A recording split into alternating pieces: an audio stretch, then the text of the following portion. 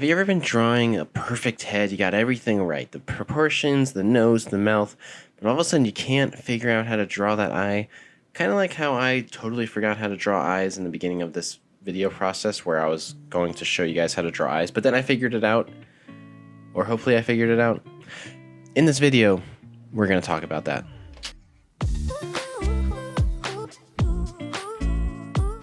We're going to be covering a lot in this quick tips video, so first let's just cover some ground rules. We're going to need a circle to start with as the eyeball, and this is going to be our base that we jump off of for every view of the eye we cover. Now, two things to keep in mind as we're drawing these eyes. One thing here is to remember that the top lid is going to cover more of that eyeball than the bottom lid does. This is why generally you see less of the top of the pupil and iris and more of the bottom. Now second, when you're thinking of the eyeball as a whole, this is about as much of the eye as you see in total. That being said, I like to build my eyes a different way, so let's jump into that. Starting with that front view, what we're going to do is we're going to start with that top lid, and you're going to build it as 3 steps. So one going up, one going over, this can be going slightly down, and then of course that last part of the eye going down to create that shape. Next, what I like to do is draw a diagonal line from that top point up there, and this is going to let you know where the furthest point down is on the bottom lid. And the bottom lid to me is about a 2-step process if the top one is 3 steps. So you just kind of go over with a long line and then you connect it back up. Now that we have the basic frame for our eye here, well, we got to put it in the pupil, right, or the iris. And so what I like to do is draw that full circle, and then you can go ahead and erase the part that obviously the lid is covering. But this just kind of helps you keep that circular shape. Now at this part you can go ahead and put in the eyelid, and remember there's more on top than there is at the bottom. I also do want to say that this is kind of a person per person thing. You see more or less of this depending on who you're looking at. Now that you got your roughed in eye, well, you can come in and make it look more organic, round it out, make it look a little smoother. One trick that I like to use that makes my eyes look a little more organic to me is I go from the tear duct and I make a slightly up angle to the other side of the eye, and I just make sure that other side of the eye is a little bit higher. Again, this is a person per person thing, but try it out and see if you like it. But also check your reference and see if they have that going on or not. You never know. This probably goes without saying, but don't forget to shade in your iris and pupil here, your iris being dark, but your pupil being darker. There is a lot more shading that goes into the eye, and there's a lot more to talk about there. So that being said, I'm going to save that for another video. With our more finished and organic looking eye, let's go ahead and give ourselves some nice eyelids there and the bottom lids, and then we'll move on to some more details. Finding the eyebrow can be tough in this position, but something I like to do is to take the length of that eye, put it up to the top lid, and this will give you a pretty decent placement of where you can kind of find that top eyebrow. It won't always work, but it works well enough to kind of get those basic proportions. For a more masculine eyebrow, what you're going to want to do is make it more squared, bigger, chunkier, so to speak. And also sometimes a 3-step process will help too with the length and to kind of make it look a little more masculine. For feminine, you're going to go a little more curved, sleek, and a little just more curvy. Don't do any kind of hard edge thing generally. As a finishing touch, don't forget that the eyelid has some thickness to it. So don't forget to draw the bottom of the top lid and the top of the bottom lid.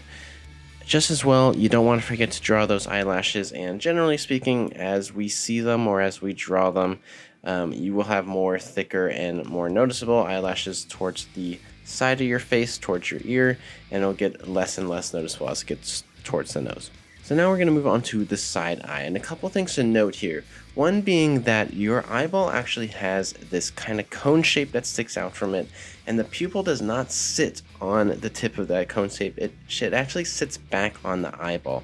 So this is why you're going to notice that the pupil doesn't actually sit on the surface of the eye when you're drawing this view. This one might seem simple, but just please, as the shape turns in space, remember so is the circle. Therefore, we're getting a smaller and smaller ellipse happening.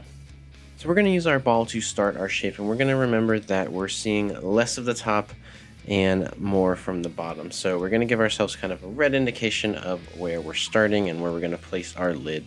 First, you're going to place that top lid on a bit of a diagonal, and remember that line is going to go off of the eyeball a little bit, extending a little bit beyond. Next up, you got the bottom lid, which tends to be on a bit more of a dramatic diagonal than the top lid.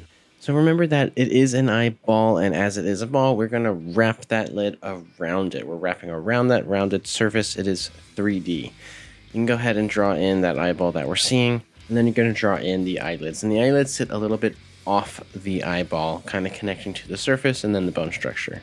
Once you have your beautiful eye flaps set in, you can go ahead and draw in what we see with, right? The iris and the pupil. So remember the iris, it's going to sit right on the surface or about just on the surface, so you can kind of cheat that. But remember that pupil sits just a little bit in on the eyeball itself. From here, we got the finishing details, so you guys should know this from the first one. We got eyelashes, we got the thickness of the bottom and top lid, and of course we got to find that eyebrow using my patent pending method of measuring your eye and then taking it up, and it'll find you something close to that point. Now from this angle, the eyebrows kind of hook up and then back over. It's just kind of the proportion of this angle. And then just for the sake of it, I drew in a little bit of the brow and nose just to kind of set you in and let you figure out where I'm at.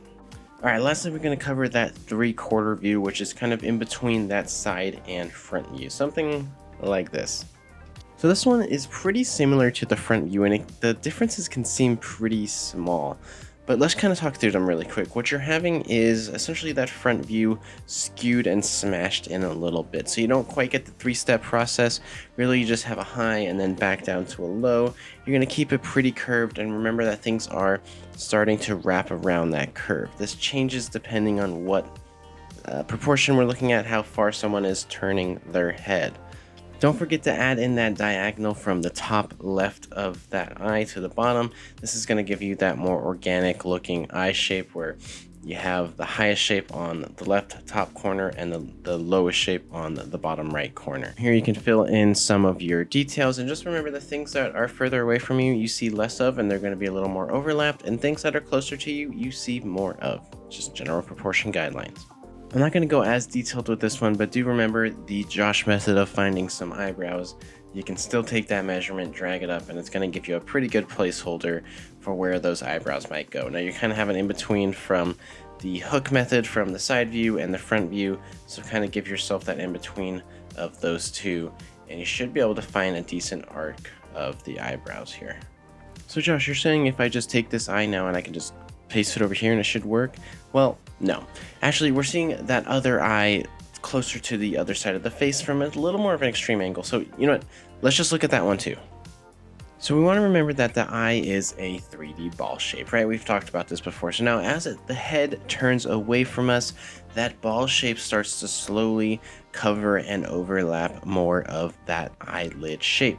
So as we start to reach more closely to that side shape, well, you start to see more of the ball of the eye and less of the eyelids because the eyelids are wrapping around. So this is what it's going to look like if you were almost quite there, or what it might look like from this 3/4 view where we had an eye like the previous one, and this could be the eye on the other side of the head depending on the angle.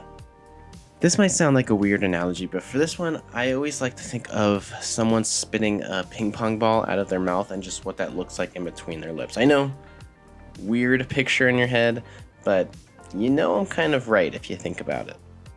As a final note, guys, I just want to say go out into the world, look at some people, look at some pictures, and note that person per person, everyone's eyes look different. Use these tips as a starting point, but just make sure that you are always observing the differences that you see out there and things that are going to make your drawings look unique. This is the end of the video, guys, so I hope this video was helpful to you. If you guys have any ideas for future videos, please let me know. I'm always looking for more ideas to help you guys out. As always, thank you so much for watching this video, and I'll see you in the next one.